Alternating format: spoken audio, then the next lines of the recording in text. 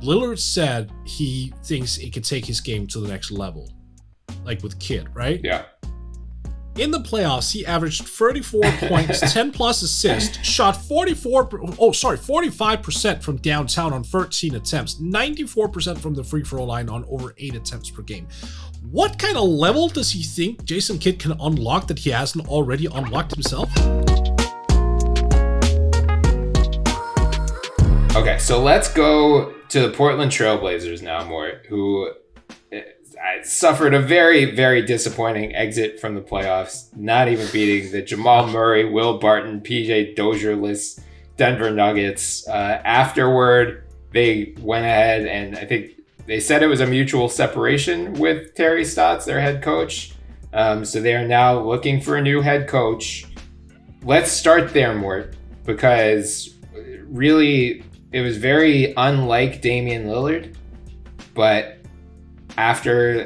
shortly after that news came out, we see multiple reporters saying Dame wants Jason Kidd as the next head coach. He told it directly to Chris Haynes of Yahoo Sports, who seems to have, be very, very plugged into Lillard's camp. So what did you think of that and Kidd in particular? I think that Oakland connection is a bit too strong. I mean, Kidd is from that area. Obviously, Dame is too. And Oakland guys have that same Seattle thing, where it's like they're blood brothers, all of them. And I think that skewers the way Lillard should look at this. Jason Kidd, first and foremost, is not a good head coach. There's a reason Giannis Antetokounmpo got significantly better after right. the Jason Kidd tenure. But let's also just bring up the fact that Kidd has a lot of issues on top of that, just in terms of perception, in terms of his aspirations. Like, he wants to be more than just a coach. I think he's made that perfectly clear, just trying to create a coup in Brooklyn back in the day. I just don't think that's the right approach. I don't understand why NBA teams want to regurgitate Jason Kidd as a head coach, and I really don't understand why NBA players would. I guess it's the whole Kidd was a great point guard. As such, he automatically is a good coach. Yeah, this is from Haynes' report. It says, Lillard and Kidd have a great relationship that goes back years. Lillard genuinely respects Kidd's basketball acumen and knowledge of the game and believes he can help take his game and the team to the next level. The Lakers front office has raved about Kidd, expressing how he's been a phenomenal presence in the organization, from his innovative ideas to his communicating skills and his ability to rally the troops. Right. So, yeah, I mean, we don't know what goes on behind the scenes, and it's very possible that Jason Kidd, in the role that he's in, has been very good. But you're right. All we know is what he did in Brooklyn and Milwaukee as the head coach. Both of those tenures were underwhelming. That's a kind word. Yeah, and he's got plenty of off-court issues in his past that I don't think the league should be, I think that's at least a question you have to answer if you hire this guy. Why are you okay with hiring someone with that sort of background, especially when you've got, other deserving candidates in the mix as well? Apparently, Jeff Van Gundy, Mike D'Antoni, Juwan Howard, Chauncey Billups are all going to be in the mix as well. And Haynes says Lillard has a good relationship with Billups, but his preference is Kidd. So, it sounds like it's probably going to be one of Billups or Kidd based on the early reporting from here. Would you feel better about Billups than Kidd, or would you just go in a totally different direction here? Well, recently I learned something about Billups that I didn't know, as did you, I think. Which just speaks about, the off-the-court issues, which, like you said, the organization would have to defend why they bring that type of player in with those accusations attached to him. So, no, I wouldn't feel great about that at all. Either guy, for that particular reason. And I understand that people will be like, oh, think basketball. It doesn't matter what they did. Yeah, it matters. It absolutely matters. You're a fool if you think otherwise. And then just one question here. Lillard said he thinks it could take his game to the next level, like with Kidd, right? Yeah.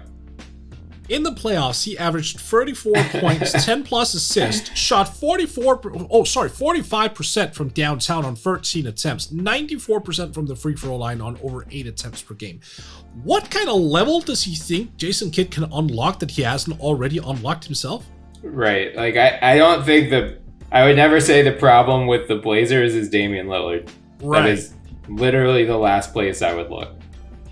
Lillard had a PER of 30.5 and a true shooting percentage of 66. Hell, he even only averaged 2.2 turnovers per game. That's peak. Like, you can't get substantially better than what he did in that 6-game series. It is the cast around him. Yeah. Like, this is the coaching issue. This is a roster construction issue. So let's talk about that cast, because we're going to have some interesting decisions coming up here.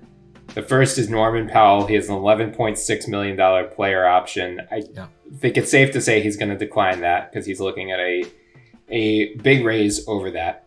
Yes. What is the right price for Norman Powell? In the area of 18 to 20 million a year, but some team will probably offer him 22. And then if you're the Blazers, you kind of look at it and go, we gave up the future for him, Gary Trent Jr. Yep. We have to do it. So, like, they have to go all in on this guy. They really do. And if that means 22 million a year, so be it. Yeah. I mean, I agree with you. This is what I think, I forget the exact term. I think John Hollinger calls it the bird rights trap, where because you can't, it's similar to what the Lakers are going to have with Schroeder, where if this guy walks, you're still not going to be able to easily replace him. Like, you're not going to have the cap room to get a similar caliber player. So you either have to overpay him to keep him, or you lose him and you get substantially worse. Now, Powell, in his 27 regular season games with the Blazers, he averaged 17 points, shot 44.3 from the field, 36.1 from 3. Filled in pretty admirably as that third main offensive piece next to Dame and CJ. But, man, I mean, it's hard to see how this team doesn't go probably into luxury tax territory if they retain Norman Powell. Yeah. And, I just don't know. I mean, if you're retaining this roster that couldn't even beat a Jamal Murray-less Nuggets team, is it worth keeping all of these guys together? So that goes into the other big guy here. They've got Jusuf Nurkić on a non-guaranteed $12 million salary. They say they're going to guarantee it, but after the Game 6 loss, he had some very interesting comments. He said, "As far as right now, I'm just going to get away from basketball and see what my next step should be. We'll see what's going to happen. I'm not sure if I'm coming back or what the team direction is. We'll look at that later. At the beginning of the year, I wish my role was bigger. I think I could help even more, but like I said, I was respectful and tried to do what they asked of me. I don't know what the future stands for me or for the team and this team." Right. And then he was asked if he wanted to be back with the team next season. He said, "In the right situation, yes. We'll see. I don't know yet because this is not it." Okay, lay it out, Jusuf. Okay. Yeah. So what do you make of those comments? And do you think the Blazers need to move on from Nurkić, or should they keep him? I think everything needs to be in play right now. Everything. Like, preferably you want to build around Dame, obviously. But I think and if that's what you want, I think everyone but Dame should be fair game. Yeah. Nurkić, CJ, Covington, like a sign and trade situation with Norman Powell, like Derrick Jones Jr., everything is like readily available. And look, you also have to think of yourself as an NBA organization who needs to do the best for you moving forward. So if a Godfather offer comes in for Dame, what the hell do you do then? I mean, this isn't just Nurkić; it's like all over. But for Nurkić, I really think he's So here's the thing, right? I mean, you and I know as well that Nurkić has a reputation internally as being in bits of a selfish player. So there's that component to take into account too. Like, he wants a certain amount of touches, he wants a certain role. Will he get that anywhere? Is there a place where a team will go, no, you know what? We think you were mismanaged in Portland. We want to make you the centerpiece of our offense. I don't think so. I think, honestly, this was the best role he could get. At his peak in Portland, he was the third option as an old school throwback center offensively. Like, no one's out there is going to go, hey, Nurkić, come in and be our number one or number two. Right. So I don't know what he wants. Yeah. I don't know either, because you're not going to direct touches away from Dame and CJ to feed Nurkić more post plays or anything like that. So part of me says they should definitely pick up, like, fully guarantee the salary. $12 million for him is a fair price, and you're not going to find a better starting center for that price on the open market, most likely, unless Andre Drummond comes along and can't find anything. But even then, I would rather have Nurkić at $12 million than Drummond at $12 million. I would rather have Jusuf Nurkić at $12 million than Drummond at $3 million. Yeah, right. But I agree with you. Everything needs to be on the table. I mean, yes, let's go into the Dame and CJ stuff now, because that was immediately, as soon as they got knocked out, that was the question. Are they at least going to start entertaining Dame trade offers? I'm sure any of the Athletics said, teams, even in big markets, are at least keeping an eye on the situation. There is absolutely no urgency for Portland to listen to offers. They have him under contract for 3 more years, and he has a $48.8 million player option in 24-25. So, this is not a flight risk. I mean, Dame has repeatedly said he wants to stay in Portland his whole career. He wants to follow the Dirk Nowitzki template of, like, struggle through it and win 1 ring, and it's much more fulfilling than going and building a super team elsewhere. But it's clear that he is very frustrated right now by how they flamed out this year and how inconsistent they were. So, what team even has the pieces to engage with the Portland on a Dame offer? Well, two teams comes to mind, but they won't make sense. Okay. Well, I saw one person, one Celtics fan, suggest that Kemba for Dame is a fair trade. So, but yes, which teams come to mind for you? Well, obviously, we're talking about New Orleans. We're talking about OKC because they can offer the draft picks. So, but those just don't make sense on, like, a timeline perspective. So I don't think those are good destinations. They could probably get him, but to what point? Right. What about, Philly has come up repeatedly in years past with Simmons. CJ more than Dame, but I don't think they would do. Let's get to CJ too here. Let's just open it up, because CJ's he also signed an extension. It's 3 years, $100 million. So he's also under contract for 23-24. Right. I'm not convinced that contract is necessarily good or has ton of trade value. So I think if you're talking like a Simmons CJ swap, Portland would have to include more, not Philly. Yes. Like, is that even...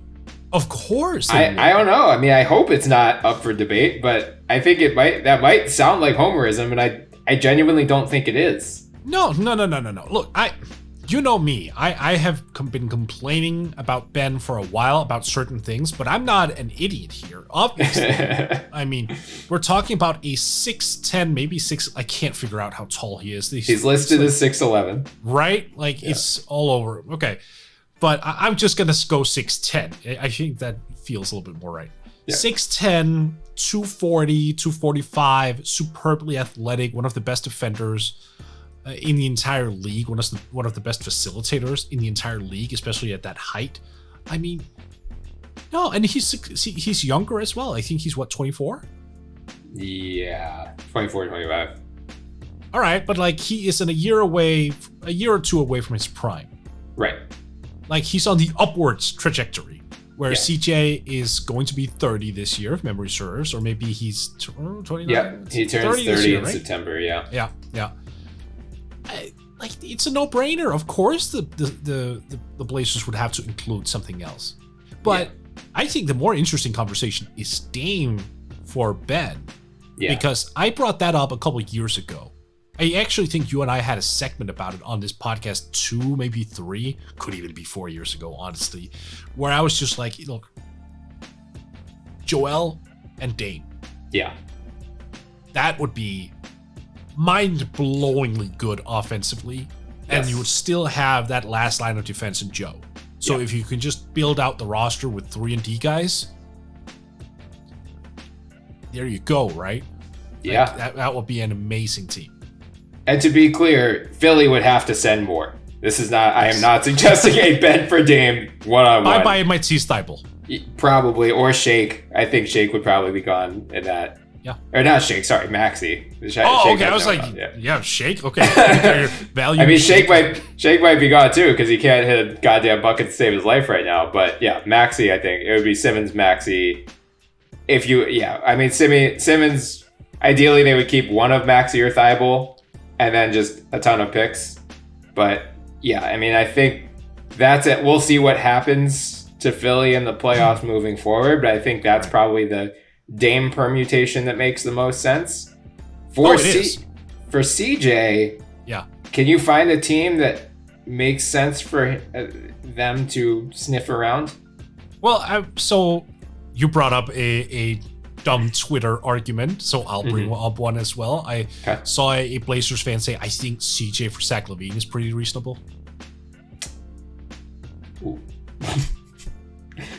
Why? Why would the Bulls do that? That's what I don't get either. I decided not to engage. Unless Zach LaVine has told the Bulls, I am not re-signing there in 2022.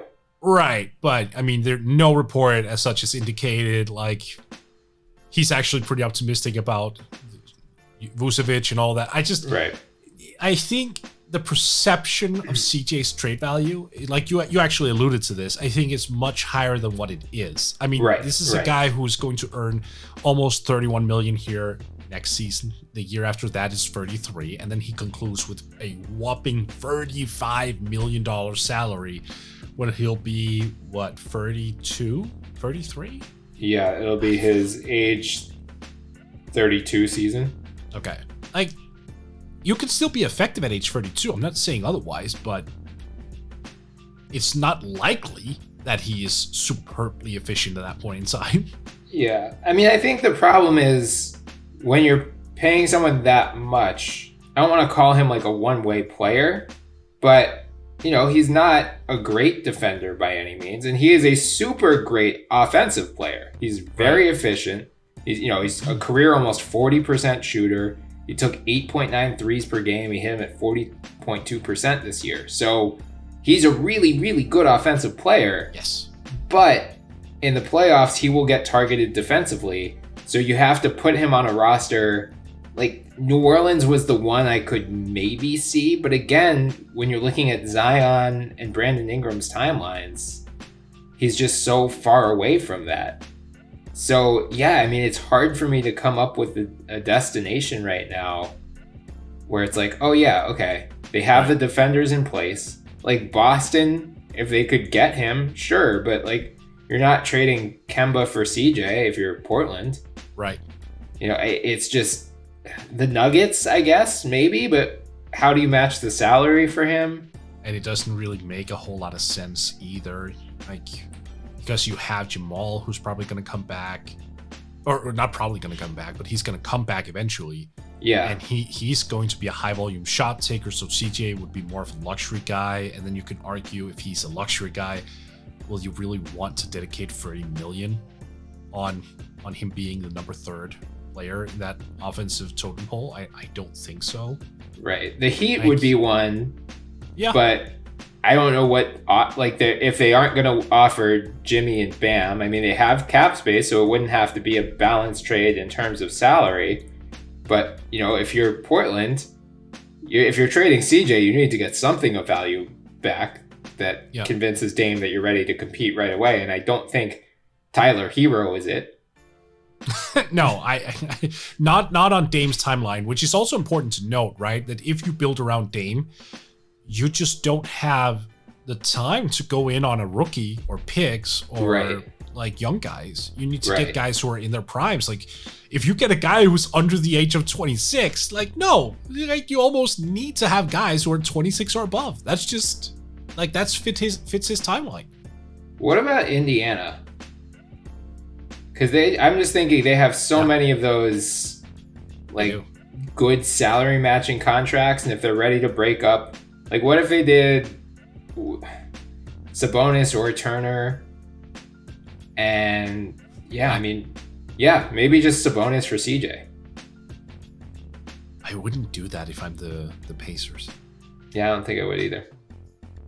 I mean, I really think Sabonis is getting underrated to like a perverse extent. See the effect that Nate Duncan has. I know.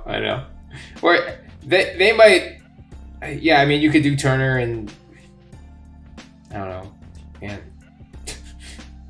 Like Turner and Brogdon for CJ and Nurkic. Like I don't know. No, Turner and Brogdon. So that's actually a nice fit to Dame.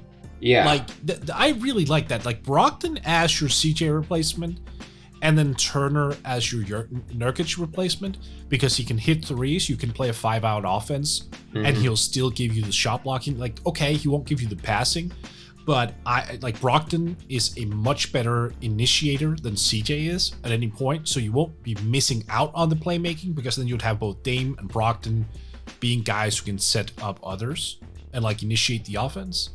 Like if you start there and it's a Brogdon, Turner, Dame trio, and you build something within that structure, that could work. I still think they need like one more established all-star to like round everything out. I don't know who they get. I don't know how they get that person. I don't know who that person is. But that's at least a nice structure. I mean, Brogdon is very, very used to playing off of a superstar, right? Yeah. Like he is fully in that mindset of I'm not a number one guy. I don't need to be a number one guy. I'll play whatever role you need me to play. I played next to Giannis. The last couple of years I played next to Sabonis. Now I'll play next to Dame. Like he's already there mentally.